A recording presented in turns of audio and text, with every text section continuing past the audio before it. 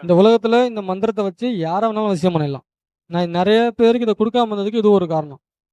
இந்த மந்திரத்த வச்சு யார வேணாலும் நீங்க உங்க பின்னாடி வர வச்சிடலாம். இது முழுக்க முழுக்கவே வந்து ஒரு கிட்டத்தட்ட என்ன சொல்றது? ராஜவசியம் மாரி. ஒரு ராஜாக்கள் பண்றது, பெரிய பெரிய சக்கரவர்த்திகள் பண்ற விஷயம் இது. இப்ப என்ன சொல்லப்போனா, இந்த நெறைய பெரிய பெரிய கோடீஸ்வரங்கள்லாம் இந்த மாரி சில விஷயங்கள்லாம் பண்ணி தான் வந்து பெரிய ஆளா வராங்க. ஆனா இந்த உச்சிஷ்ட கணபதி கிடையாது. அவங்க பண்ணலாம் உச்சிஷ்ட பைரவர் பண்றாங்க. வடநாட்டு சைடுலாம் பண்றவங்க எல்லாமே உச்சிஷ்ட பைரவர்ன்னு சொல்லி பண்றாங்க.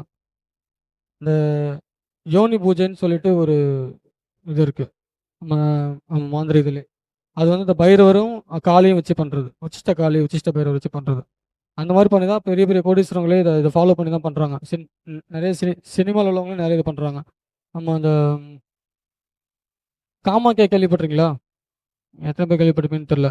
சக்தி பீடங்கள் 51 சக்தி பீடங்கள்ல வந்து காமாக்யான்னு சொல்லி அம்பாளோட யோனி விழுந்த இடம்.